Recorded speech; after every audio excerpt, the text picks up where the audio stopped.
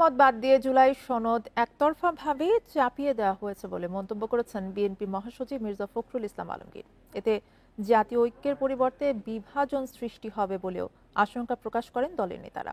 জানান, এই সনদের আইনি ভিত্তি দেওয়ার এখতিয়ার সরকারের নেই। এ বিষয়ে আলোচনা করতে রাজধানীর রাজারবাগ থেকে আমাদের সঙ্গে যোগ দিচ্ছেন জাতীয় সমাজতান্ত্রিক দল জেএসটির সাধারণ সম্পাদক শহীদ উদ্দিন মাহমুদ স্বপন এবং বসুন্ধরা আবাসিক এলাকা থেকে আছেন নওগাঁ বিশ্ববিদ্যালয়ের ভিসি ডক্টর হাসানাত আলী। দুজনকে স্বাগত জানাচ্ছি ইন্ডিপেন্ডেন্ট সংবাদে। এবং প্রথমেই চলে যাচ্ছি শহীদ উদ্দিন মাহমুদ স্বপনের কাছে। এবং শুরুতেই যেটা জানতে চাইব, জুলাই সনদ বাস্তবায়ন এবং গণভোট নিয়ে দলগুলোর বিরোধ কিন্তু তীব্র হচ্ছে এবং এরই মধ্যে হতাশা প্রকাশও করেছেন আইন উপদেষ্টা। কি বলবেন এই বিষয়ে? বান্ডেল থাকলে প্রতি সেনমানিতে টাকা বাঁচবে। বিকাশ সেনমানি বান্ডেল কিনে জিতুন প্রতি লেনদেনে। ধন্যবাদ আপনাকে। প্রথমত জুলাই সনদ বাস্তবায়ন প্রক্রিয়া নিয়ত পরবর্তী আলোচনা, তার আগে আলোচনা যেটি হচ্ছে জুলাই সনদ যেটি আমরা স্বাক্ষর করেছি, এখন যেটি পরবর্তী সময় যেটি জুলাই সনদ আমাদের কাছে উপস্থাপন করা হয়েছে সেটির বিরুদ্ধে একটা বিশাল পার্থক্য। ঐক্যমত্য কমিশনে যখন কথা বলেছিলাম আমরা এই বিষয়ে একমত হয়েছিলাম যে জুলাই সনদে যেসব বিষয় নিয়ে নোট অফ ডিসেন্ট আছে সেগুলো উল্লেখ করা থাকবে এবং সে বিষয়ে একটা টেক্সট থাকবে যে এই যারা ম্যান্ডেট পাবে জনগণের তাদের নির্বাচনী ইশতেহারে যেটি প্রচার করার মধ্য দিয়ে যেসব বিষয় তাদের ভিন্নমত বা আপত্তি ছিল সেই ম্যান্ডেট যদি পায় তারা, তাহলে সেই মোতাবেক সেটি তারা করতে পারবে। কিন্তু চূড়ান্ত যেটি আমাদের কাছে পাঠানো হলো সেখানে এই টেক্সটটি নেই, সেই নোটটি নেই। সুতরাং জুলাই সনদের স্বাক্ষরিত সনদ এবং পরবর্তী সময় যেটি আমাদের কাছে আসলো সেটার ভিতরে একটা মৌলিক পার্থক্য থেকে গেল। এই পার্থক্য থাকবার পরে গণভোটে যাওয়ার প্রশ্ন যে বিভাজন তৈরি হলো, এখন গণভোট তো হচ্ছে যে আপনার ঐক্যমত্য থাকলে তারপরে গণভোটে যাবেন, কিন্তু এখন তো জুলাই সনদ দিয়ে ঐক্যমত্যটা বিভাজন হয়ে গেল।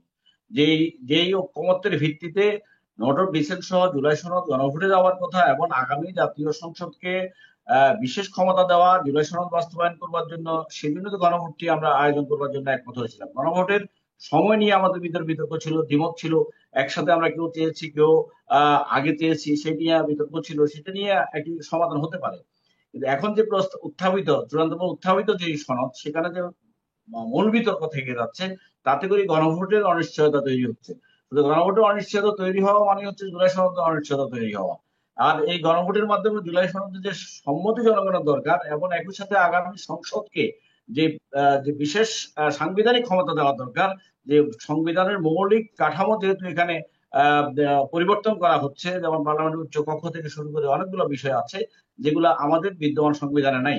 সুতরাং এই মৌলিক সংস্কারের জায়গাটা যদি আমাদের পার্লামেন্টে অ্যাপ্রুভ করতে হয়, তাহলে এই পার্লামেন্টকে বিশেষ একটা ক্ষমতা দিতে হবে। এই দুইটো সম্মতি কিন্তু জনগণ থেকে নেওয়ার জন্যই গণভোটের আলোচনাটি আসছে। এই প্রসঙ্গে যদি ডক্টর হাসানাত আলীর কাছে জানতে চাই এবং একই বিষয়ে জানতে চাইবো, জুলাই সনদ বাস্তবায়ন এবং গণভোট নিয়ে দলগুলোর মাঝে যে বিরোধ, এই বিরোধ নির্বাচনে কি ধরনের প্রভাব ফেলতে পারে বলে মনে করেন?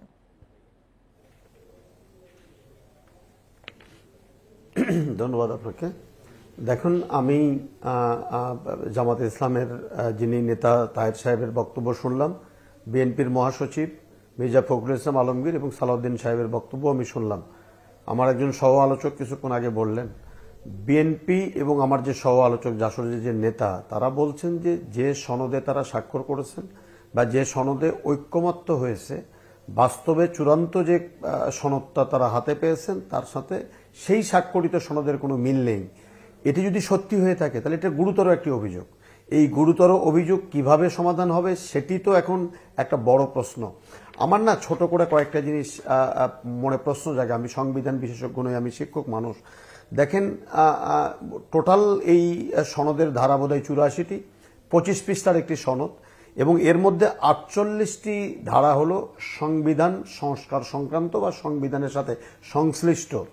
এবং আমি একটা তথ্য দিতে চাই যে স্বাধীনতার পরে 17 বার আমরা সংবিধান সংশোধন করেছি। আমাদের যারা রাষ্ট্রীয় ক্ষমতায় ছিল তারা, বাংলাদেশের সুপ্রিম কোর্ট সাংঘর্ষিক হওয়ার কারণে এই সমস্ত সংশোধন সংবিধানের সাথে সাংঘর্ষিক হওয়ার কারণে সুপ্রিম কোর্ট 6টি সংশোধনী বাতিল করেছে এখন আমার প্রশ্ন হলো যে গণভোট করাই যায়, করা যাবে না কেন? করা যাবে, কিন্তু বর্তমান বিদ্যমান সংবিধান বলবৎ রেখে আপনি গণভোট যে করবেন সেটা তো সংবিধানের সাথে সাংঘর্ষিক।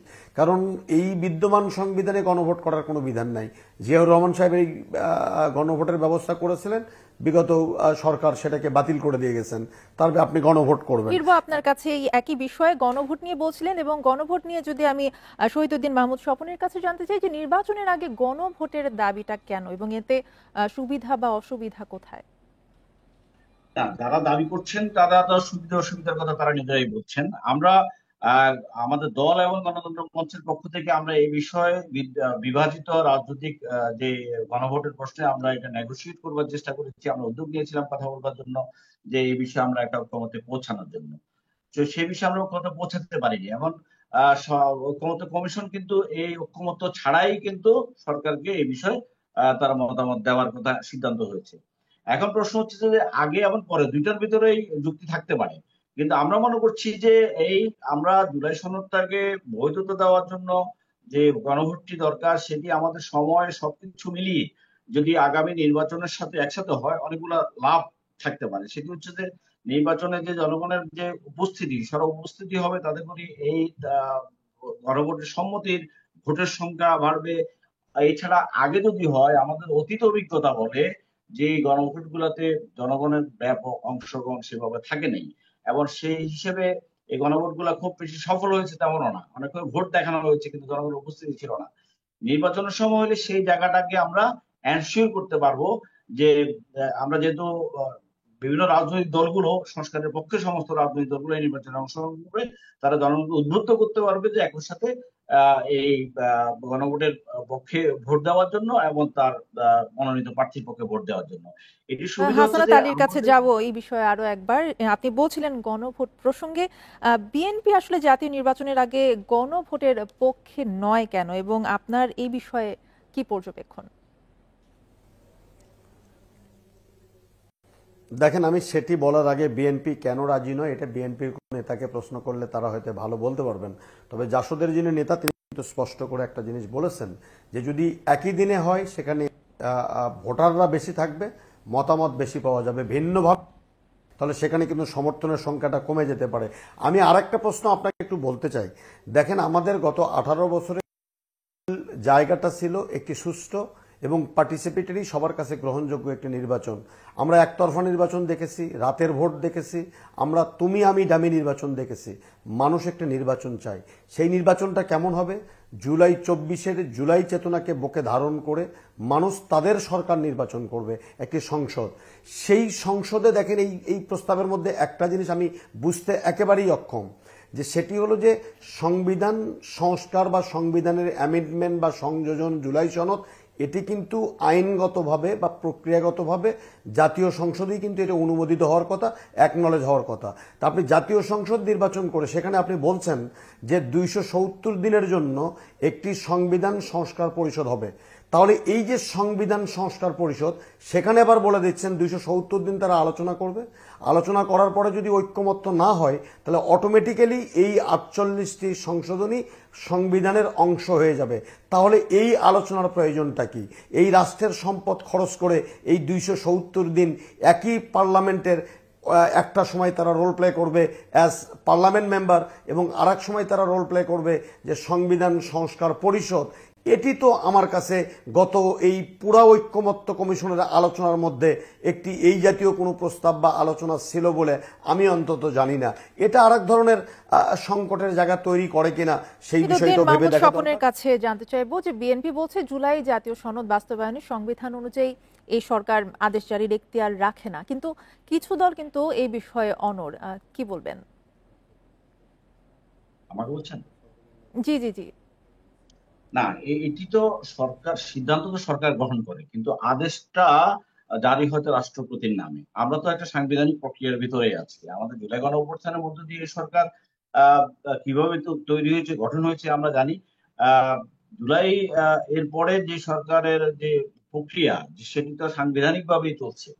তো সুতরাং এই আদেশটা দেওয়ার ক্ষেত্রে আমরা বিশেষজ্ঞ মতামত দেখবার চেষ্টা করেছি, সেখানে রাষ্ট্রপতির পক্ষেই তো আদেশটা দেওয়া হয় এই বিষয়। সুতরাং এই বিষয়ে বিতর্ক করার আমার মনে হয় খুব একটা সুযোগ নেই, কারণ নির্বাহী বা প্রধান তিনি আদেশ জারি করতে পারেন এমন কোনো বিধান আমরা দেখিনি, বা এটি আদালত কর্তৃক চ্যালেঞ্জের মুখোমুখি হতে পারে, অথবা এটি সংবিধান বহির্ভূত নির্দেশনা হতে পারে। সুতরাং এটি আরেকটি প্রশ্ন তৈরি করবে।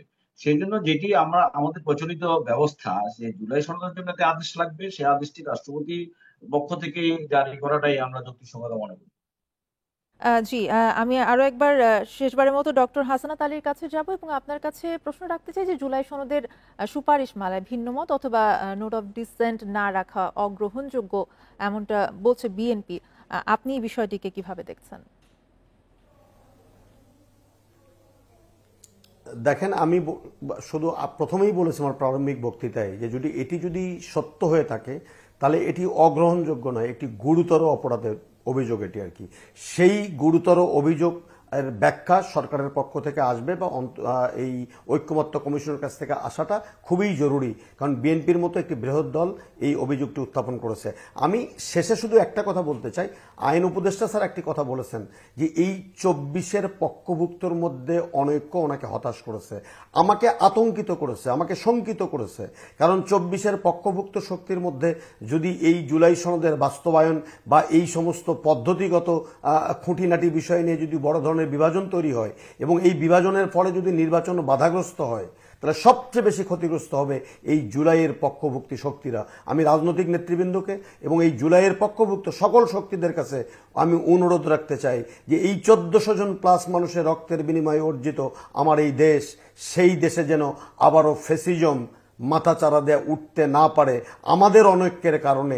সেই ক্ষেত্রে তারা দায়িত্বশীল ভূমিকা রাখবে এবং সরকারকে সকল এই 24-এর চেতনা বাস্তবায়নে যে একটি সুষ্ঠু নির্বাচন করতে চান ফেব্রুয়ারির প্রথমার্ধে, সেই নির্বাচন অনুষ্ঠানে সর্বতোভাবে সহযোগিতা করবেন, সেই প্রত্যাশা আমি রাখতে চাই। জি, আপনাদের দুজনকে অনেক ধন্যবাদ যুক্ত হবার জন্য।